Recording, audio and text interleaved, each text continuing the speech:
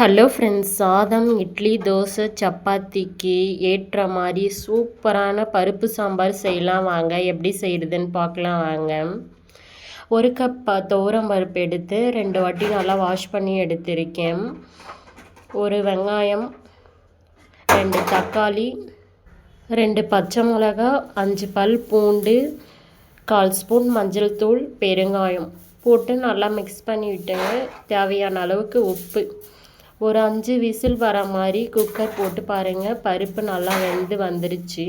இந்த ஸ்டேஜில் பருப்பு நல்லா மத்து போட்டு கடைஞ்சி விட்டுங்க. தேவையான அளவுக்கு தண்ணியும் சேர்த்துக்கலாம். கொத்தமல்லி சேர்த்துட்டு ஒரு தாளிக்கிற கரண்டியில் 1 ஸ்பூன் எண்ணெய், ஒரு 1/4 ஸ்பூன் கடுகு, சீரகம், காஞ்ச மிளகாய் 2, கொஞ்சமாக கருவேப்பிலை சேர்த்துக்கலாம். இப்போது பாருங்கள், பருப்பில் சேர்த்துட்டு கொஞ்சமாக கொதி வர அளவுக்கு கொதிக்க விட்டுக்கலாம். பருப்பு சாம்பார் பிடிச்சிருந்தா சப்ஸ்கிரைப் பண்ணுங்கள், லைக் பண்ணுங்கள்.